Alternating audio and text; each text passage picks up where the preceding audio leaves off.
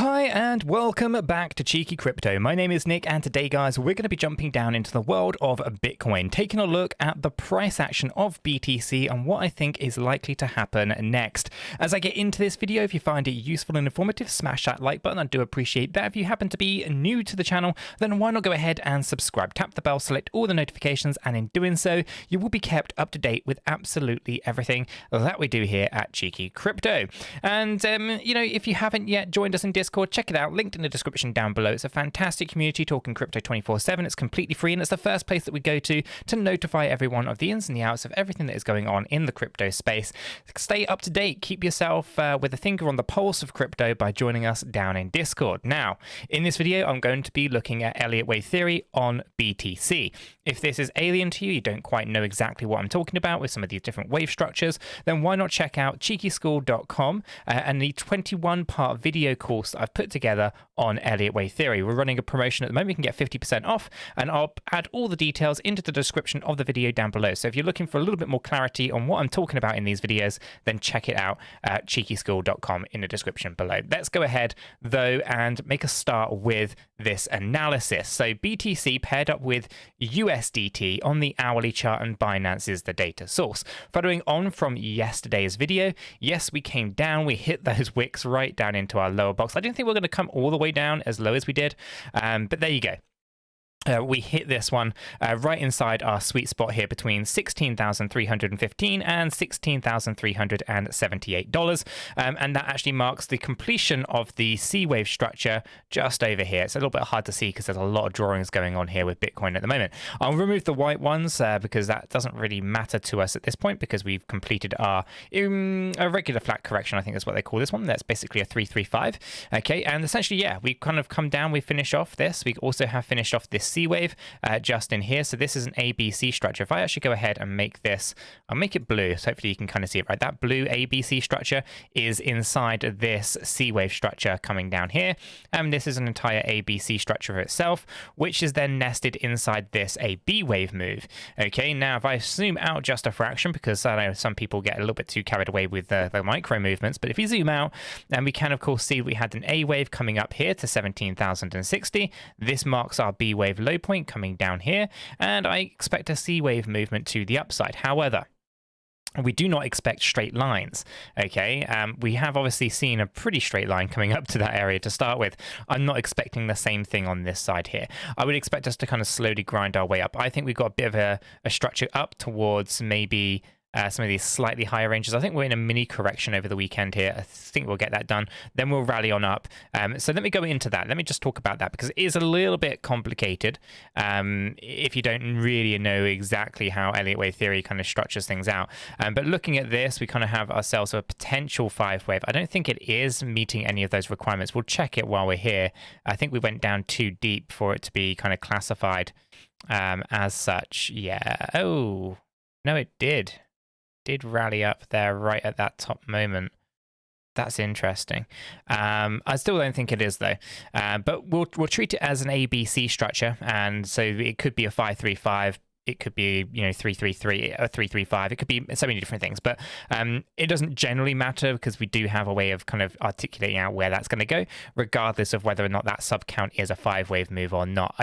I mean, it meets the requirement. I just don't think it's got the internal count that would actually validate that. So I think moving on, we'll talk about this corrective structure coming down here. We've kind of moved up a little bit and we're finding resistance right in here, right? So what we can do is we can see that this yellow box area here, this is our previous area of supply. This is also known as a resistance zone. But if you follow smart money concepts, this will be known as a supply zone. This is where the sellers are.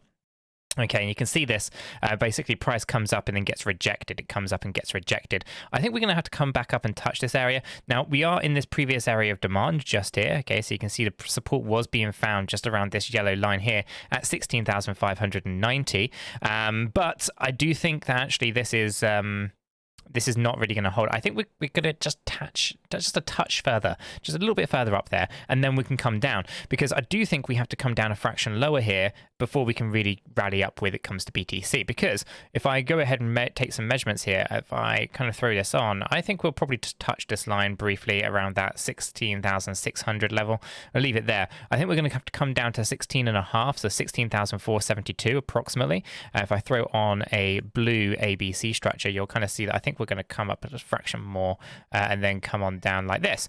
Okay, now that particular structure there would be a B wave movement of a larger corrective structure, which would be an A wave coming here, B wave coming down, and the C wave going up. I'll make this one yellow so we can differentiate between the subwave counts, right? So inside here, we can kind of see that we have this potential structure. Now, if we do come down to this 16,472, what we can do is measure our distance here, move this over to our existing low that I had down here at 16,472, and then we can see that we have this 1-to-1 ratio just peaking up towards our 16,819. Now, our yellow box coming up here into this kind of range, and I still think we need to come up higher than this, but this would basically mark part one of this move to the $17,000 level.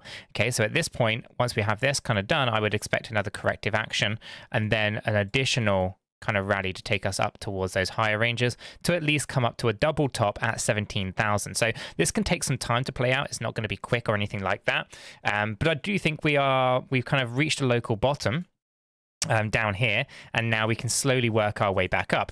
Our stochastic RSIs, though, do need to see some corrective action, which is why I think we're going to have to head down over this weekend a little bit. We can see that on this hourly, right? Just move up a fraction, as I say, get into that area just up the top there to basically get us into our selling zones, and then we can kind of pull back down. The 4-hour chart is also kind of primed and ready. Now, if I take a look at the stochastics in just isolation, we can see that the 4-hour is overbought and needs to come down. The 8-hour chart is actually progressing up, so we've still got a lot of room there. The same with the 12-hour, 16-hour, 20-hour, and daily charts. All of these are primed ready for a bit of a move to the upside.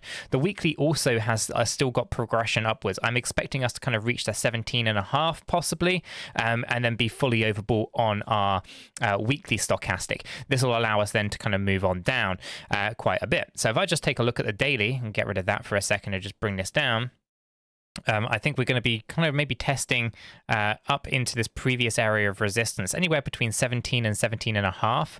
I do think, yeah, it's going to be testing this kind of midline a little bit right up here, and then we can start to talk about moving down into new lower lows. So a kind of a bear market rally to a degree, not as much as we had seen previously, but I look at this as an entire corrective structure over a longer period of time.